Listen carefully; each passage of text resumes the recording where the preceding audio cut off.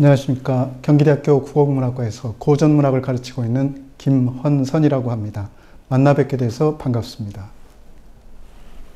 오늘 여러분들하고 함께 말씀드리고자 하는 주제는 빈순의 구연 신중타령의 어문생활사적 가치와 의미를 말씀드리고자 합니다. 이따 자세히 본문 속에서 진행되면서 말씀드리겠습니다. 근데 그 가운데에서도 크게 네 가지 주안점을 두고 여러분들한테 말씀드리고자 하는데, 첫째는 사투리입니다. 우리말로 사투리라 그러지만 방언이라고 할 수 있고요. 두 번째로는 그 사투리로 구성된 것들이 이 신중타령이 여성 생활 그 민속사적인 모습이 어떤 건지 자세히 말씀을 드려보고자 합니다. 다음에 이제 논의를 좀 더 확대해서 전국에 이런 노래가 많기 때문에 이런 것들이 어떤 지역적 특성을 가지고 발달했는지 그걸 지역유역이라고 명칭하고 그 확대를 통해서 이것을 좀 더 넓게 이해해 보고자 합니다. 마지막으로는 역사적인 변천 속에서 이것이 태어났다고 보고 그 가운데서 그것을 세례 종교인 무속, 그다음에 예례 종교인 불교가 서로 섞이면서 나왔기 때문에 그것을 구실 삼아서 말씀드리고자 합니다. 그래서 제가 여러분들께 목차를 크게 5개로 구성을 해봤습니다. 제일 첫 번째는 들머리라 그랬는데, 보통 들머리는 어떤 말이냐면 어느 마을의 초입을 들머리라 그렇게 말합니다. 어린 말이거나 이런 말인데 들머리라고 하고, 두 번째는 이제 빈순회가 구현한 신중타령의 어문생활학적인 중핵, 그 핵심이 무엇인지 소개 말씀을 드리고자 합니다. 세 번째로는 신중타령의 여성순환, 여성이 어떻게 순환을 당하는가 하는 문제를 말씀드리고, 그것과 아울러서 이것이 특별하게 구전서사시, 곧 입으로 전하는 소위 말하고 노래가 합쳐진 형태의 긴 서사, 시의 형태를 구전서사시라 그렇게 하는데 그 성격을 살펴보고자 합니다. 네 번째로는 신중타령이라고 하는 것이 단순한 산물이 아니라 전국에 모두 공유하고 있는 것이어서 그런 것들을 실제 살피면서 확대 과정과 심화 과정을 함께 보고자 합니다. 다섯 번째로 이제 그것을 모두 포괄하고 마무리하면서 휘갑을 치면서 이것을 총괄적으로 정리하는 순서로 이 말씀을 진행하도록 하겠습니다. 첫 번째 말씀인데, 들머리에서 신중타령의 전승이라고 하는 부분을 말씀을 드리고자 합니다. 전승이라고 하는 것은 전에서 이어받는다는 뜻이죠. 이거는 순전히 행위하고 기억, 이것을 통해서 전해지는 것이기 때문에 흔히 전승이라고 우리 전공에서는 말씀하고 있습니다. 그런데 이 용어가, 명칭이 각기 차이가 있습니다. 어느 지역에 가면 그것을 과부타령, 또 과부가 약간 좀 말이 변해서 한자로 과수타령 이렇게 하고, 그 두 번째 있는 것처럼 홀과수타령 이렇게 지칭하기도 합니다. 다음에 이제 흔히 혼인을 해서 시집살이를 하게 되면 가장 고통을 주는 존재가 누구냐면 올케하고 신우 사이의 신우예요. 아주 신우이 보기 싫어서 시집살이 하고 싶지 않다는 말들이 있습니다. 그래서 이것을 신우이가 고통을 가중시키기 때문에 신우타령이라고 말합니다. 그다음에 이제 고사리타령이라고 하는 것은 시댁 식구들을 먹여 살려야 하니 산에 가서 뭐 하느냐면 흔히 나무를 이렇게 뜯어와요. 그래서 이제 그 나물의 대표적인 것이 고사리고, 꼭 고사리만 있는 것은 아니고 가령 그 딱죽이라고 하는 말도 있고 여러 가지가 있습니다. 그런 것의 가장 대표의 고사리를 택해서 고사리타령이라고 다양하게 부르는 것을 볼 수 있습니다. 그런데 이 신중타령은 강원도하고 경상북도, 경상남도 등지에 별신굿이나 오곡굿에서만 특별하게 확인이 되는 것을 볼 수 있어요. 굿하면 전통적인 어떤 신앙이고 재래신앙이고 여성들을 중심으로 하는 신앙인데 그것에 있기 때문에 굿과 밀접한 관련이 있으리라 추정이 됩니다. 근데 대체로 중심적인 내용은 청춘 과부가 된 여성의 일생을 다루면서 오히려 다시는 그런 청춘 과수나 과부가 태어나지 말라, 이런 뜻으로 액을 막아주는 노래로 기능하는 것을 살펴볼 수가 있습니다. 그래서 팔자가 기구한 가련한 여인의 한마늘 일생을 노래하고, 사회적으로 현실의 고난과 굶주림, 박해에 시달렸던 여성들의 공감을 자아내는 서사라고 말할 수 있어요. 그러니까 모두 여성이 중심이 되고 여성이 노래하고 여성의 일생을 말하기 때문에 조선 후기라고 하는 억압적 상황 속에서 여성들에게 극히 공감을 주고, 그때 되면 대부분 이 청중들이 눈물을 많이 흘려요. 왜냐하면 자기 시집 살았던 것이 너무 슬프기 때문에 그런 게 하죠. 그러다 보니까 이제 이렇게 여기 상을 차려놓으면 그 상에다 와서 전부 옛날 1,000원짜리 올려놓고 같이 흐득거리고 울고 그래요. 왼청승인가 뭘지 모르지만 그것이 바로 민중들이 갖고 있는 정서적 공유고 공감이라고 저는 생각합니다. 그것을 통해서 이 신중타령은 크게 확대되었으리라고 짐작이 됩니다.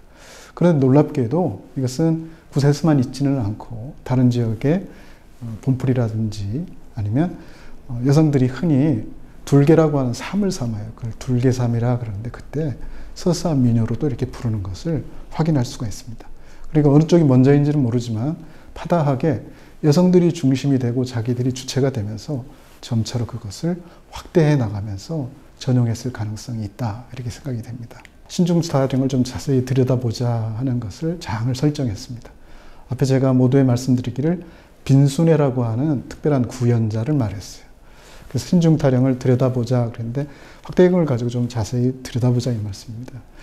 빈순회 서성은 어디서 태어났느냐면 강원도 묵호라고 하는 데서 태어났어요. 묵호하고 동해가 합쳐서 지금 동해시가 됐지만 묵호는 대표적인 항구고 항구다 보니까 드센 일들이 굉장히 많이 경험을 했던 것 같아요. 이 어른이 어디로 시집을 갔냐면 강릉에 유명한 그 김씨 집안에 무녀로 팔려갔어요. 그래서 그곳에서 아주 혹독한 시련을 당합니다. 그 시련은 두 가지인데 하나는 시집살이 했고 두 번째는 뭐냐면 지금 문화재로 지정이 돼 계신데요. 그 문화재로 가기 위한 혹독한 수련 과정을 겪었다고 말할 수 있어요. 아주 영리하고 비록 이렇게 많이 배우시지는 않으셨어요. 문자는 그렇지만 구전, 말로 배운 그런 어떤 문서는 어마어마하다 이렇게 말할 수 있습니다. 그래서 그 빈순회 선생이 유일하게 지금 전승하고 있다고 돼서 이 자료를 구실 삼아서 여러분들한테 말씀을 드립니다. 구전서 사실로 접근하는 데 있어서 세 가지 그 초점이 있어요. 첫째는 어문생활사의 관점에서 재론해야 된다 이렇게 생각합니다. 어문생활사라고 하는 것이 다소 생소하게 들릴지 모르지만 가장 민중들 아니면 하층민 더 나아가서 우리 전체 서사를 또 전체적인 어떤 생활사를 들으는 데 있어서 가장 초점이 돼야 될 텐데 현재 그런 것들이 익숙치 않다고 생각이 들어요. 그래서 저는 첫 번째로는 어물생활사의 관점에서 재론하고자 합니다. 두 번째로는 민속 언어생활사로서의 의미를 규명해야 된다고 생각합니다. 사람이 살고 살아가는 데 있어서 문자로 기록을 갖지 못한 그들은 모두 말로, 기억으로, 집단적인 행위로 이것을 이어나갈 수밖에 없어요. 그 초점을 밝혀 민속 언어 생활사라고 하는 것으로 의미를 따져보고자 합니다.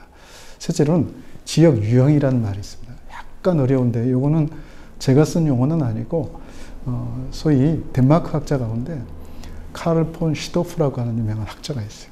그 양반은 그냥 옛날 이야기를 공부한 사람인데 옛날 이야기를 이렇게 쭉 추적해 보니까 일정하게 그 이야기를 나르는 운반자들이 있다는 거예요. 옛날에 이제 가령 우리가 텐산산막에 유명한 캐러반들이 있어서 이야기를 갖고 옮겨 다니잖아요. 여각 같은 거라든지 특별하게 자기들이 사는 장소에 잠깐 머물면서 자기가 알고 있던 얘기, 들었던 얘기를 옮겨줘요. 그럼 그 옮겨준 걸 받아가지고 어떻게 하냐면 거기다가 살을 붙이고 그 다음에 유명한 색칠을 더해가지고 어떻게 하냐면 그것이 아주 좋은 그 지역의 특성에 맞게끔 변하는 것을 볼 수 있습니다. 그런 것들을 뭐라고 정의했느냐면 지역 유형이라 그랬습니다. 그리고 약간 어려운 말로 오이코타입이라 그렇게 말하는데 그래서 오이코타입의 가장 대표적인 그 그리스어의 기원은 그 집이란 뜻입니다. 가정이란 뜻이고 어디 머물려서 뿌리를 내렸다는 뜻이에요. 이코노미라든지 에콜로지라든지 이런 것들이 다 같은 어근에서 파생된 것을 볼 수가 있습니다. 그런 각도에서 살펴보고자 합니다. 그 다음에 이제 무속과 불교의 융합 과정을 통해 외래 종교와 토착족이 어떻게 만났는지 신중타령이라는 이것을 갖고 어떻게 큰 문제들이 얽혔는지 살펴보고자 합니다. 두 번째 큰 항으로 빈순회 구현, 신중타령의 어물생활사적 중액이라고 하는 것을 살펴보고자 합니다. 제가 이제 처음에 빈순회 선생 구현하는 신중타령을 두 차례 체험을 가졌는데 뭐라고 얘기하는지 하나도 못 알아듣겠어요.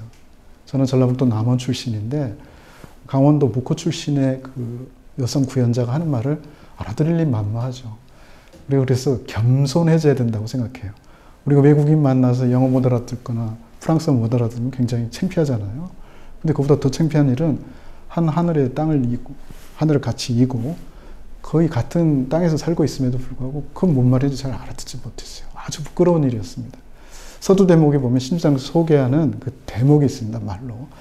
세상에 불쌍하고 가련한 또 안시터전에 호불행이 막아주고 과부도 막아주고 그 말에는 몽달기도 막고 처녀기도 막고 어린 방송도 사고도 나지 말라고 내가 또 신중 넋이를 한번 불과주자 이렇게 했어요. 나머지는 짐작해서 알 수 있어. 호브레미는 아마 호라비가 아닐까. 몽달기는 남자가 죽은 총각 귀신을 몽달기라 그렇게 얘기하고. 그다음에 여성들은 보통 손각시 이렇게 말하니까 어느 정도 알아듣겠어요. 그러나 어린 방성이란 말 잘 알기 어렵습니다. 제도 가서 공부해보니 어린 방성, 그다음에 손지 방성 이런 말을 써요. 그러니까 격가지로 이렇게 퍼져나간 전체 시족을 방성이란 말을 많이 씁니다. 그러니까 그건 알 수가 있는 거죠. 그런데 제일 알기 어렵다는 말은 뭐냐면 신동덕씨를 불과주자 그렇게 했어요.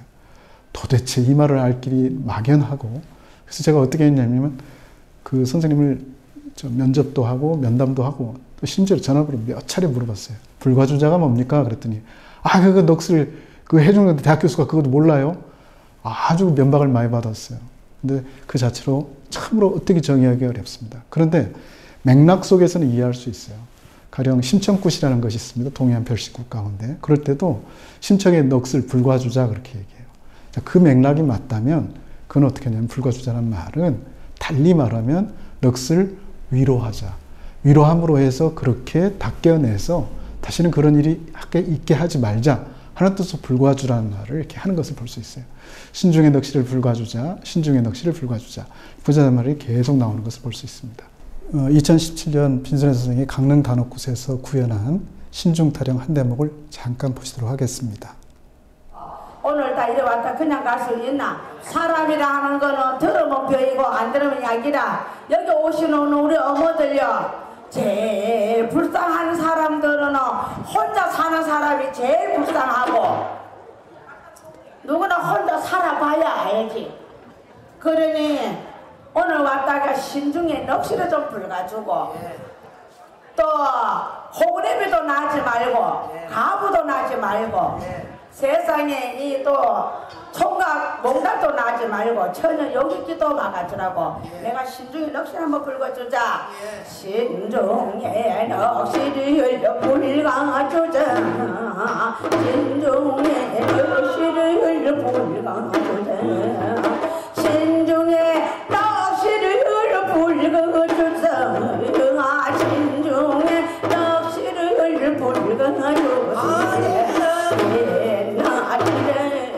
저의 저게 강나는 이를 증가하게 첩첩산주와 두매 상고래 두부부가 살았는데 나이 30-40이다 못걸어 다시 서루기 전이 없어. 명사는 대천은 찾아가서 고이고이 정성을 들이가지고 공주 같은 딸을 낳니. 이 딸에게 팔자를 둘러보세. 이 딸에게 팔자를 둘러보세. 신중에 맴씨가 절로 난다. 한 살 두고 엄마를 잊고 아버지 품이 살았는데 아버지 그런 고송 어린아이를 품에다 안고 밤이면은 암죽을 쓰고 낮이는 암죽을 쓰고 낮이는 동양젖을 얻어먹어. 은근히 기원하니 일과 다리가 먹고 나야. 아버지가 병이 들어 공마 사는 천을 떠나갔니. 오간 절이 없어 일가 친척 집으로 찾아간다. 집을 찾아가니 이모네 집으로 찾아간다. 이모는 내 이모라도 이모도 스름에 못 살겠니. 아이가 이만한 실수름이야. 고모네 집으로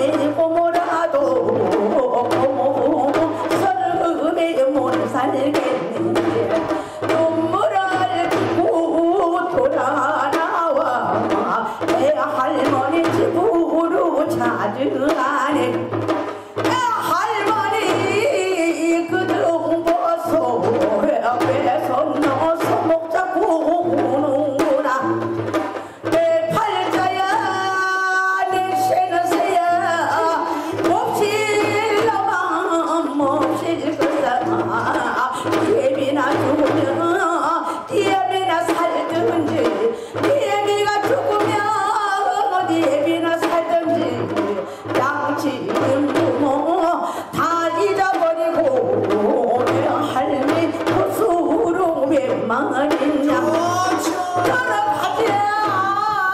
들어가자 네 방 안으로 들어가자 참바보나 왜 할머니 먹고 다오 아보나 손녀 먹고 다른 장을 찐자리 가랑하냐 엉거리 키워놓니 할머니도 병이 들어 목마른 사는 천을 떠나간다 오고 갈 길이가 전이 없어 사촌 언니 집으로 찾아가네 사촌 언니는 한 핏줄이라서 언니 집에서 살았는데 우정 세월이 여루하여 사모시고 15살에 시집을 가려고 중신이 왔네 시집을 가네 시집을 가네 배나무 볼로 시집 간다 연지 짓고 꼰지 짓고 배나무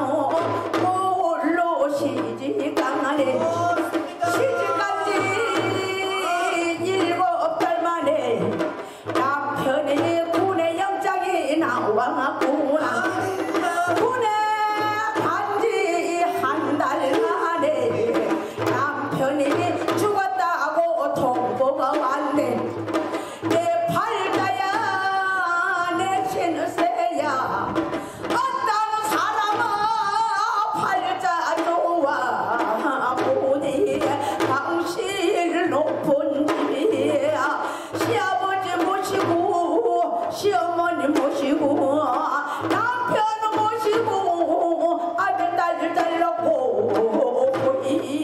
호시 잘 사는데 이래 팔자가 기박하여 시집간지 1년도 됐어 생가보고 소리가 웬 말이냐 아이고 지나 돌아올까 여보서 이렇게 시집간지 1년도 안 돼서 박수 한번 쳐주와 그래요 그래도 마이크 들립니까 예 이래 길어 들어보면은 전설의 고향보다 더 슬프다 어머 뭐 얘기하다 잊어버렸네 내가 뭐라 그러던겨 가라 좀 모르잖나 뭐 이거 좀 부다나 이거만 여보서 이렇게 해가지고 남편도 떠나가고 시어머니 시아버지 그동 보서 신랑이 아들이 나라에 참 전방 가가지고 근무하다가 참 이렇게 죽고 나니 이제 며느리도 미워진다 미워주니 시집살이가 점점 고부간에 갈등이 많아지니 며느리 그동 보서 또 어둠침침 빈방 안에 앉았으니 이미 오나 누웠으니 잠이 오나 꽃바가니 옆에 끼고 뒷동산에 올라가서 나물 캐러 올라간다 뒷동산으로 올라가는 뒷동산으로 올라가는 뒷동산으로 올라가서 꽃나무를 캐러 올라간다 얼고살이를 온다 늙고살이야 하프 높은 돈나무리 자주 비다는 가지나무를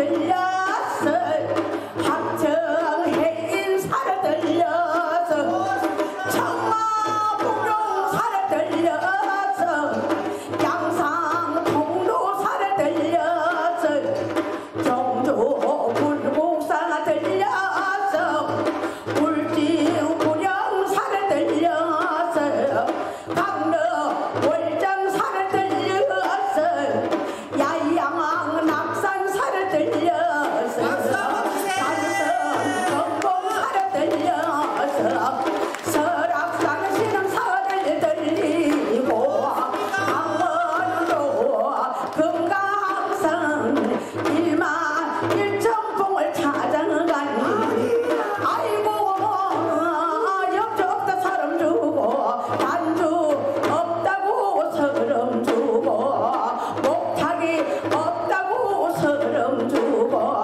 생나무가 됐다고 서름 주네. 여기 오시는 우리 어머니들요 아들 낳고 딸을 낳고 싸워놓고 며느리를 보고들야 부부간에 사과들야 백년해로 잘 사시라고 내가 이렇게 고사리 타령 이렇게 했습니다. 빈순의 선생이 구현한 신중타령 지금까지 살펴보셨습니다. 가장 주관점은 굿이라고 하는 특별한 데 구현되는 이 신중타령이 역사적으로 소중하고 다음 한 개인의 일생의 슬픈 사연을 담고 있는 점에서 소중하다 할 수 있겠습니다. 가장 중요한 점은 이들이 구현한 것이 사투리로 되어 있고 이 사투리에다가 여러 사연들을 켜켜이 얹어서 여성들의 슬픈 삶을 노래하고 다음에 그 여성들, 민중들에게 공감하면서 공유되고 함께 향유하고 있었던 역사적 산물인 것을 다시 한번 강조 말씀을 드리고자 합니다. 중간 대목에 가면 일정한 그 노래 세트들이 있어요. 오늘 저희들은 좀 전문적인 용어로 뭐라고 하냐면 삽입가요라는 말을 쓰는데 달거리 같은 것이 있습니다. 정월 한 달에 드는 액은 2월을 연등줄로 막아내고 2월 한 등 드는 액은 3월 3질 초 제비초리로 막아주고 뭐 이렇게 쭉 세트로 이어가요. 1년 12달을. 그걸 달거리 노래라고 하는데 그런 세트를 운영하는 거죠. 그러니까 이 구연자인 빈순애가 경우에 따라서 그것을 갖다가 이렇게 넣었다 뺐다 하면서 형편에 맞게끔 써 나가는 것을 볼 수 있습니다. 결말대 돈매곡에 가면 결말 대목에서 조리장수에게 기원하는 것으로 이제 다음부터는 이렇게 나에게 불행을 주는 것은 절대 얻지 말아야 되겠다 하는 기원을 담아서 동네 할머니들 이렇게 위무하는 위로에는 그런 것들을 찾아볼 수가 있습니다. 그렇게 짜여진 것이고 이거는 대략 길게 부르면 40분, 짧게 부르면 한 7분, 더 짧게 부르면 한 3분 안에 끝내는 것일 수도 있어요. 그러니까 청중이 많고 공감해주는 사람이 많고 또 우리가 보통 별비라 그렇게 얘기하는데 많은 돈을 내게 되면 많은 사람들한테 길게 해서 그만큼 충분하게 위무해야 되니까 길게 엮어나가는 것을 볼 수 있습니다. 자, 여기 이제 신중타령의 어물생활사적 가치라는 말이 있어요. 이제부터 약간 좀 어려운 얘기가 되지만 그렇게 어려운 것도 아니라고 생각합니다. 국거리에 부착되는 사파적 성격의 부소적인 국거리인 것은 알 수 있어요. 전승의 폭과 깊이를 구시하는 일반 정석으로 확대해서 이해할 수 있고 왜곡될 수 없는 세부적 요소들이 어학적 자질로 구성되는 것을 볼 수 있습니다. 사투리입니다. 사투리. 사투리는 방언이라 하지만 사투리는 사람들한테 정서적으로 가장 공감을 주고 더 나아가서 공유할 수 있는 좋은 것이라고 말할 수 있어요. 흔히 보통 4가지 어려움이 있죠. 환과 고독이 있는데 청춘기가 발생하지 않도록 기원하는 것으로 볼 수 있습니다. 다음에 이제 노래와 말이 교체되고 배분되어서 의미 파악에 주요한 중거로 기능과 쓴 것을 볼 수 있어요. 조선조에 들어와서 어물생활사가 갖고 있는 가장 큰 2가지 특징이 있어요. 우리가 제일 확인해야 될 사항 중에 하나는 과연 우리가 쓰는 말들, 우리가 보통 표준어를 정했지 않습니까? 그 표준어를 정해서 어떻게 하냐면 그 표준어에 입각해서 표준어를 만들었다는 거죠. 인위적인 거죠. 그런데 어떻게 이런 표준어가 삽시간에 통일적으로 작용해서 여러 사람들한테 그 표준어야 그렇게 만들어지게 됐는지는 수수께끼입니다. 가령 우리가 시조를 쓴다 이렇게 가정해 보세요. 그러면 도산 12공이나 이렇게 보면 선비들이 쓰는 시조는 순식간에 표준어로 중앙어가 됐어요. 그런데 시골 사람들이 쓰는 사투리 시조는 존재하지 않습니다.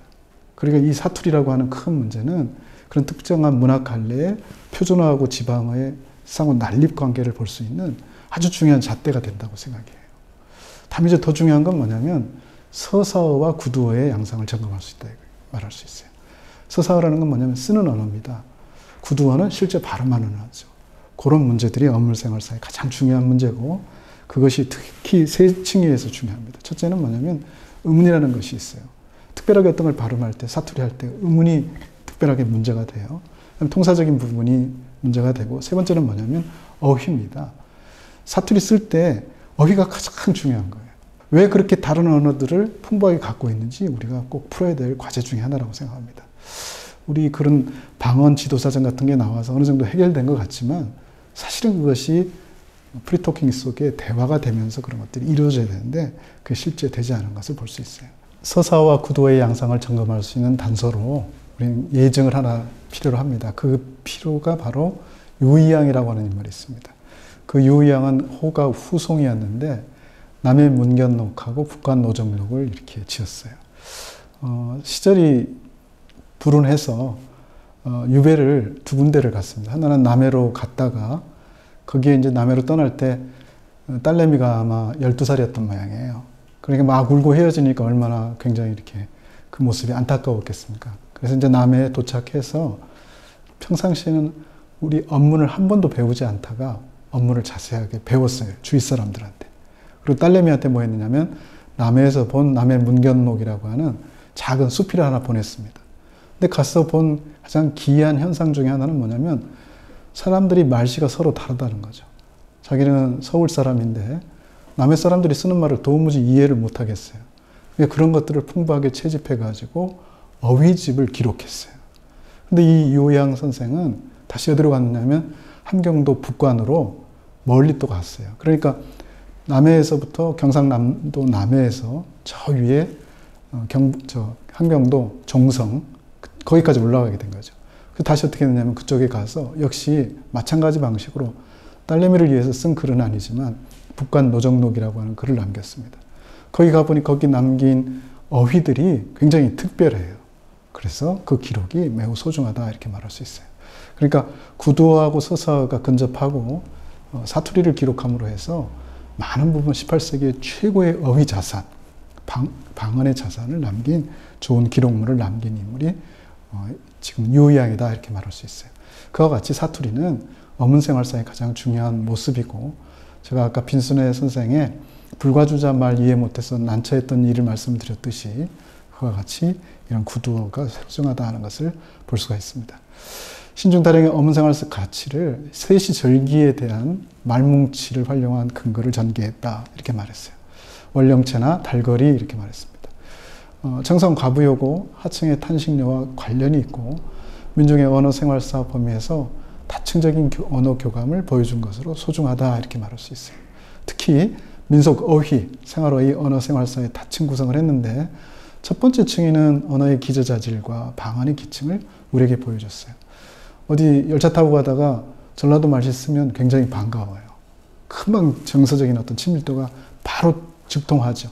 그런 것들이 바로 첫 번째 층이라고 말할 수 있어요. 다음에 이제 둘째 층위는 뭐냐면 여성들의 세계를 그런 어떤 특별한 사투리로 한 컵을 더 올려서 이야기의 층위로 우리에게 전달하고 있는 것을 볼 수 있습니다.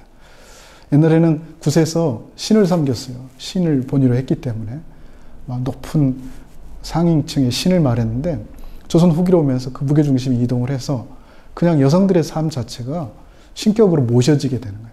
비록 좋은 신은 아니지만 낮은 차원의 여성들이 그런 신들로 편입되면서 누구나 공감할 수 있는 서사로 바뀌고 있다 하는 것이 둘째 층의 핵심입니다. 세 번째 층위는 그것이 역사적인 맥락하고 사회적 층위를 덧붙여서 이제 본격적으로 민중들의 언어 생활 이런 것들이 중심으로 가는 것을 볼 수가 있습니다. 신중타령의 이제 여성순환과 구전서사시적 성격에 대해서 말씀드리고자 합니다. 아까는 구성 요소, 언어적인 자질을 갖고 말했다면 이제는 이야기를 갖고 말씀을 드려보고자 합니다. 신중타령의 여성순환과 구전서사시적 성격을 알고자 하면 이 도대체 이 얘기가 어떻게 되어 있는지를 잠깐 살펴봐야 될 것 같습니다. 먼저 전제로 구전서사시로 영웅서사시에서 범인서사시로 이동하는 과정에서 여성순환 서사가 생성되었을 가능성이 있다 이렇게 말씀드렸습니다. 약간 용어가 어렵기 때문에 설명을 더 한다면 나라를 이룩한 건국 주인공, 영웅이죠. 근데 이제는 여성이, 한 많은 여성의 일생이 자기 이야기의 주인공이 됐어요. 그걸 저는 범인서사시라 정의하고 이당하는 과정에서 여성순환 서사가 생성이 됐다 이렇게 했습니다. 근데 이것을 겪어낸 양상들은 우리만 특별하게 그런 건 아니고 세계의 보편사, 인류 역사의 궤를 같이 한다 이렇게 말할 수 있어요. 남성의 부재, 특히 이제 가정이라는 울타리를 이렇게 형성하는 데 있어서 남성이 절대적인 구실을 합니다. 그리고 여성을 건사하는 가정의 부재가 핵심적인 문제로 부각이 됐어요. 다른 사람은 다 남편이 있어요. 남편이 있는 존재 자체는 그 자체로 가정에 매우 중심적인 역할을 합니다. 그런데 그 남성이 특별한 일로 전쟁터에 나가서 목숨을 잃었으면 이 집안은 굉장히 큰 고통이 주어지게 되는 겁니다. 바로 그런 어떤 여성순환이 중첩되는 것을 볼 수 있어요. 특히 이제 인간이 겪는 비애와 고뇌라는 거죠. 그러니까 남성이 없음으로 해서 그 여성이 가련한 처지에 놓이게 되고 그러니까 그런 것들을 근본적인 부분을 이렇게 다투는 것을 볼 수가 있습니다. 조선 후기의 여성순환의 전형을 일반화한 보편서사로서 매우 주목된다 이렇게 말할 수 있어요. 그런 현상은 단순히 지금 우리가 다루는 신중타령에만 있는 것은 아니고 조선 후기의 규방가사들, 노처녀가라든지 고독각시전이라든지 이런 거에 보편적으로 등장하는 것을 볼 수 있어요. 그러니까 그것은 조선 후기 전체의 일반적인 양상이었다고까지 말해도 틀리지가 않을 것 같습니다.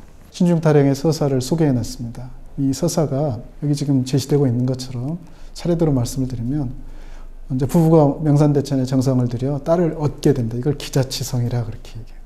딸의 팔자를 둘러보니 신중이 될 팔자예요. 그러니까 가련한 처지에 좋지 않은 그런 액색한 삶을 살게 되고 그게 신중이 되는 거죠.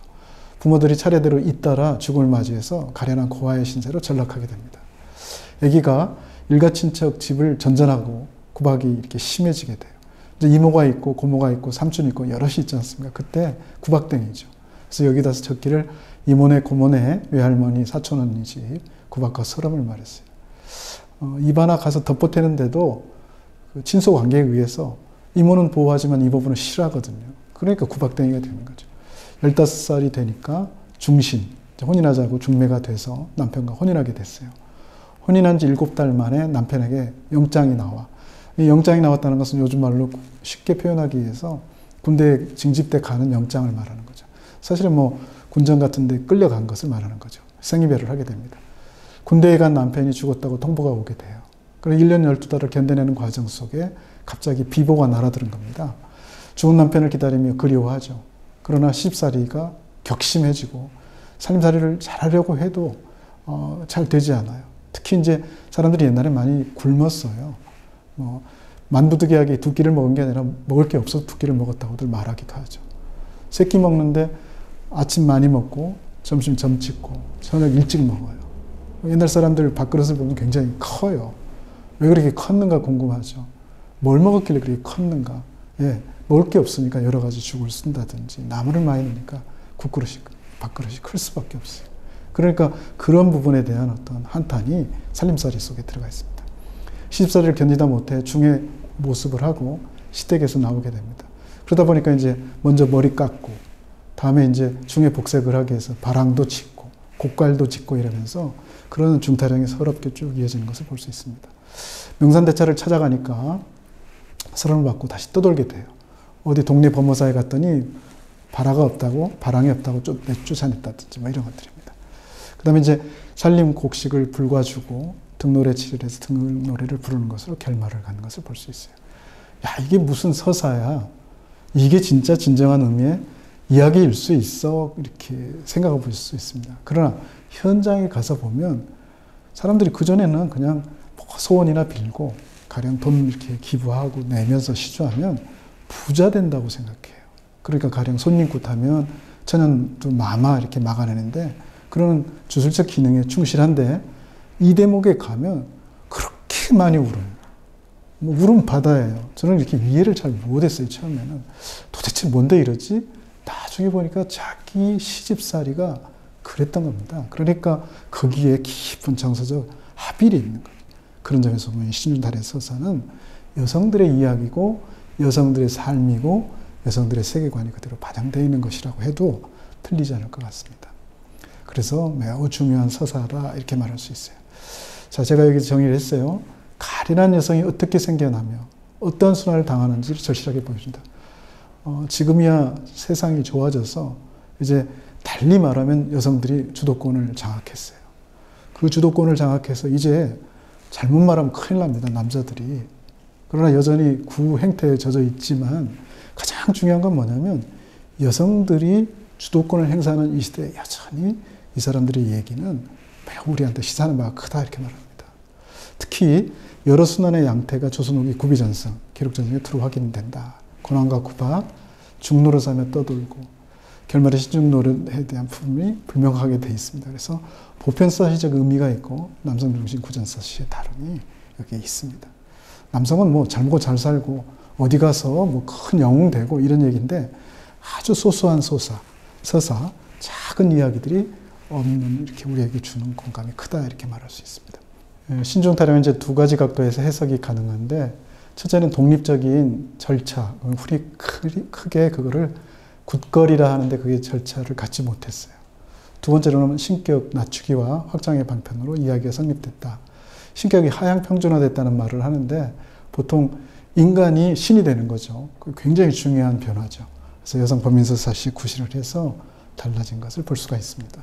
신중타령 속에 여성순환의 삼중적 의미 층위를 말했어요. 첫 번째 층위는 여성 본연의 문제가 됩니다. 그걸 이제 흔히 우리는 전문적인 용어로 생식력이라 이렇게 말하는데 여성은 이렇게 아이를 회임할 수 있고 이렇게 잘할 수 있는 능력이 있어요. 남성하고 정반대 능력이죠. 남성은 원인 제공을 하지만 모든 양육이나 몸속에 기르는 능력은 첫 번째 여성 본연의 임무예요. 그게 제대로 성립이 되느냐 안 되느냐가 가장 중요한 문제인데 여기서는 그런 건 문제되지 않습니다. 그러니까 원치 않은 뭐 가임이 됐다든지 이런 문제가 아니고 여자로 태어난 게 문제가 돼요. 두 번째 층위는 장성한 여성이 자신의 위치를 차지하지 못하고 있는 문제죠. 곧 가정의 부재라고 말할 수 있어요. 또는 결손 가정인 거죠. 남편이 없으니까. 세 번째 층위는 여성이 절집으로 나서 사회화되는 과정이에요. 자기 집이 없기 때문에 결국 어디로 가느냐면 절로 가게 되고 절에서 다시 구박받으면서 여성의 가련 처지가 점점 가중되는 것을 볼 수 있습니다. 그것이 신중타령 여성순환의 삼중적인 의미층이다 이렇게 말할 수 있습니다. 세 층위가 서로 긴밀하게 얽히고 동시에 포괄적으로 생식적 여성순환은 가정적 여성순환, 사회적 여성순환으로 점차 동시원적으로 확대하는 것을 볼 수 있습니다. 극복 방안이 구체적으로 제시되지 않아요. 어떻게 했으면 좋을까 하는 대안은 없어요. 그러나 고통 자체를 가중시켜서 사회화하는 것은 매우 중차대한 의의가 있다 이렇게 말할 수가 있을 것 같습니다. 다음 이제 네 번째로 신중타령의 지역 유형적 확대와 심화라고 하는 문제를 다루고자 합니다. 여기는 이제 많은 정보들이 좀 집약되어 있어서 어렵긴 하지만 지역 유형이 어떻게 확대되는가 하는 것을 예를 들어놨습니다. 그래서 이제 서사민요하고 서사무가로 크게 가르고 경북 영양, 1살 먹어 엄마 죽고 2살 먹어 아빠 죽고 뭐 이렇게 체력된 서사민요가 있어요. 인천 주안동에 군음이 있습니다. 심난 하심난하니 내 슬픔 말해볼까 하노라 뭐 이런 얘기 있어요. 그 다음에 이제 경남 밀양에 애군애기 얘기 같은 것이 있습니다.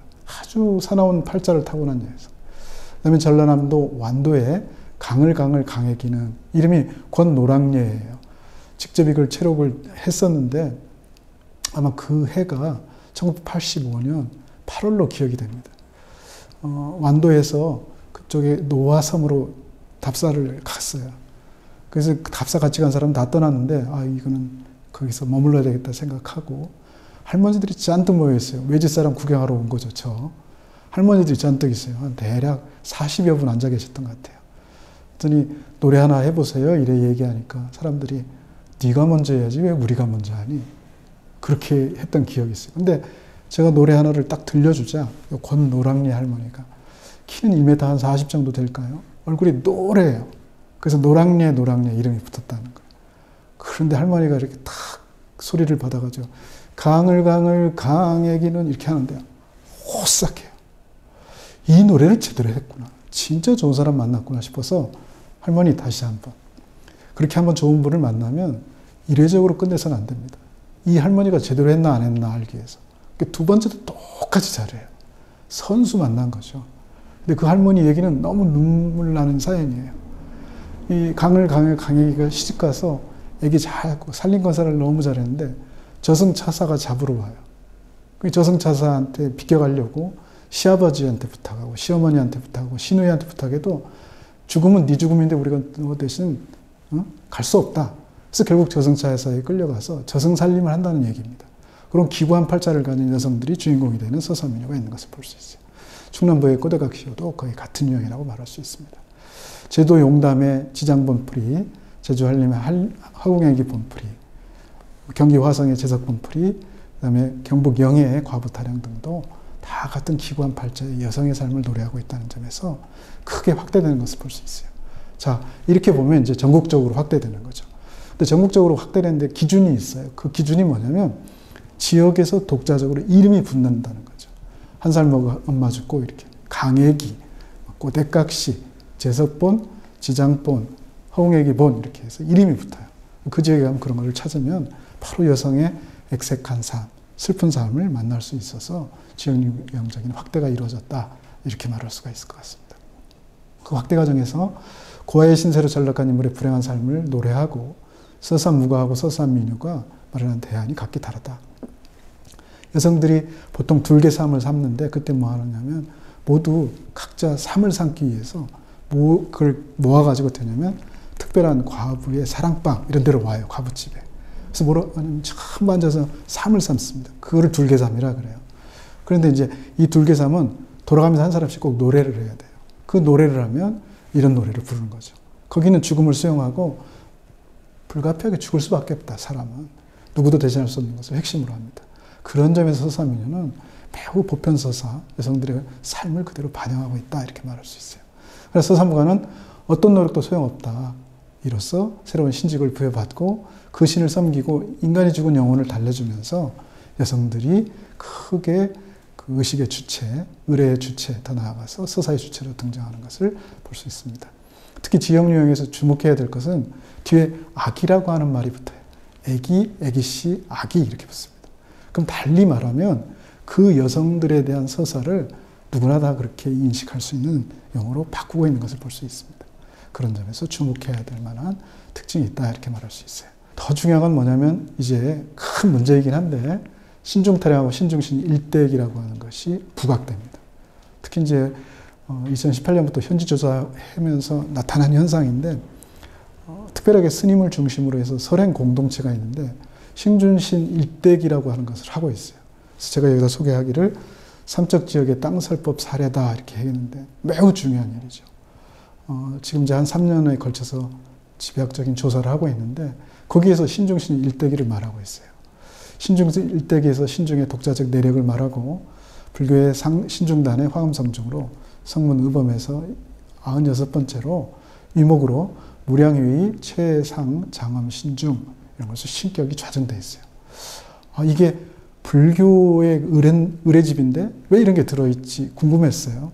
그런 것들을 실제 안정사라고 하는 절집에서 땅설법을 하고 있는 것을 볼 수 있습니다. 땅설법이 매우 궁금하실 텐데 단박에 설명하기는 어렵고 스님을 중심으로 해서 이쪽에 무속적인 신격들을 수용해가지고 더 확대해서 부처님 설법으로 바꿔놓은 형태라고 말할 수 있어요. 보통 우리가 이제 상단은 불보살을 모시는데 진리를 말하려면 매우 높은 교리를 가지고 설명할 수밖에 없어요. 근데 이 땅설법은 얕은 차원에서 여성들한테 어필을 해야 되기 때문에 민속생활적 소재를 가지고 그런 것들을 이렇게 강조하면서 이야기로 꾸며나가고 연행을 하는 것을 볼 수 있습니다. 그런 점에서 아주 중요한 현상이다 이렇게 말할 수 있어요. 아직은 발설할 단계는 아니지만 그렇게 중요한 게 우리나라에 살아남아 있었다 하는 것을 강조하면서 무불 스팝이 단순한 차원에서 이루지 않고 본질적으로 이루어진 것을 볼 수 있다 이렇게 말할 수 있어요.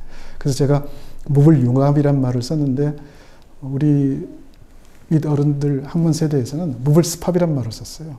이 습이라고 하는 것은 이제 익힐 습자고 주름질 습인데 무속과 불교, 고대 종교하고 중세 종교가 이렇게 합쳐지는 것의 해석에 발판을 삼았다 이렇게 말할 수 있어요. 매우 중요한 현상이고 여러분들께서 관심 계시면 찾아보면 인터넷 어디에도 이렇게 검색이 될 수 있는 것이기 때문에 그쪽으로 돌리도록 하겠습니다. 전체 이제 마무리 말씀을 드리도록 하겠습니다. 신중타령은 방언에 입각해서 논의할 수밖에 없다. 이건 솔직하게 제가 말씀을 드린 거죠. 정서적 친밀도와 사회적 공감 속에서 형성됐다. 어문생활사의 정수다 이렇게 말했어요. 아까 말씀드린 것처럼 의문이 있고 통사가 있고 더 나아가서 어휘가 있는데 그것의 가장 핵심이 거기 들어있는 것이죠. 여성순환의 삼정적 층위에 생내적, 가정적, 사회적에서 주제를 다시 구현했다 이렇게 말할 수 있어요. 남성으로 태어난 게 축복인 때가 있었죠. 남아 선호사상하면 막 여성들이 막 머리를 절레절레 흔들잖아요. 남자로 태어난 게 뭐 그렇게 대단해요. 남아를 선호한 것은 달리 말하면 육아적 신분, 육아적 이념 속에서 남자로 태어나면 재산권을 보장받아요. 단지 이유는 그거 하나밖에 없습니다. 재산 분배권 같은 건 다 균등하게 분배가 됐어요. 그러나 남아를 선호한 이유는 뭐냐면 재산권을 갖고 있는 거죠. 그러니까 그에 따라서 처와 첩을 두고 서자를 두어서 남자만이 제사를 지내야 한다는 강박관념이 있어요. 그러다 보니까 남자아이를 선호했죠. 그럼 여성은 쓸모없는 존재가 아니잖아요. 그런데 항상 조선조라고 하는 억압적인 사회에서는 이렇게 말씀드린 것처럼 상당 부분 여성들이 이렇게 생리적으로 겁박했어요. 그리고 가정적으로도 사실은 여성이 모든 거 다 하잖아요. 품 안아 기르고. 아이들 생육 과정에 있어서 어머니의 영향을 절대적으로 받습니다. 그런 부분에 그런 어떤 결손. 또 사회적으로 여성이 어디 이렇게 뿌리를 내리고 살 수가 없어요. 그러다 보니까 절직 같은 거로 전락하고 하는 불행한 유랑 생활을 할 수밖에 없는 것을 볼 수가 있습니다. 다음에 이제 전국적인 지역 유형 속에서 죽음에 임하는 자세를 보여준다. 그러니까 서럽게 죽은 팔자가 서러운 사람을 풀어주는 거죠. 동시에 서럽게 죽은 이유도 제각각이죠. 서사미녀에서는 오히려 죽음 이후의 세계를 긍정하고 그런 점에서 죽음에 임하는 자세를 서사미녀가 훨씬 사실적으로 보여주는 것이다 이렇게 말할 수 있습니다. 특히 이제 강원도 서산무가의 불명확한 결말을 불교의 땅설법에서 해명할 단서를 제공받고 찾을 수 있다. 그 땅설법 속에서는 신중신이 위목으로 모셔짐으로 해서 모든 사람들이 그 시혜를 받고 풀어줄 수 있는 것을 보여주는 것을 볼 수 있습니다. 결론적으로 말씀을 드리면 여성 민중들의 보편 서사, 공간적 확장, 정신적 위안으로 새로운 삶에 대한 희구가 있다 이렇게 말할 수 있어요. 그 전에는 사람을 어떻게 취급했는가 굉장히 중요해요. 영혼을. 뒷전이라는 마지막 구절이 있습니다. 대체로 불행한 사람들의 원혼을 달래주는 뒷전이 있었어요. 그런데 그런 것이 사라지고 이런 여성들의 삶이나 이런 것들이 한 국거리에 끼어들어가면서 그런 서사로 이렇게 몸집을 불려나간 것을 우리가 살펴볼 수가 있다고 생각합니다. 빈순의 선생이 구현한 신중타령은 달리 이제 그 전성 자체가 상당 부분 확대돼야 하는데 요즘은 그 곧판도 잘 성립이 안 되고 그래서 이제 기억 속에만 갖고 계시면서 따끔씩 한 번씩 그 모습을 보여줘요. 우리는 그런 짧은 구현을 통해서 연행을 통해서 큰 걸 찾아내서 이렇게 문제를 다루면 조선 후기에 확대된 어떤 서사 내용을 이렇게 찾을 수 있다는 점에서 매우 위안을 받을 수 있다 이렇게 생각합니다. 오늘 제 말씀을 좀 급하게 한 부분도 있지만 정리해 보면 아주 여성들의 삶이 액색하다는 말을 써요. 너무 그 기가 막히고 꽉 막혔다는 뜻입니다. 액색한 것을 벗어나서 아프게 죽은 것이 훨씬 더 사람들한테 공감을 주는 그런 내용의 신중타령을 같이 검토했다고 하겠습니다. 지금까지 제 강의 빈순의 구현, 신중타령, 어문생활사적 면모와 의의 들어주셔서 감사합니다.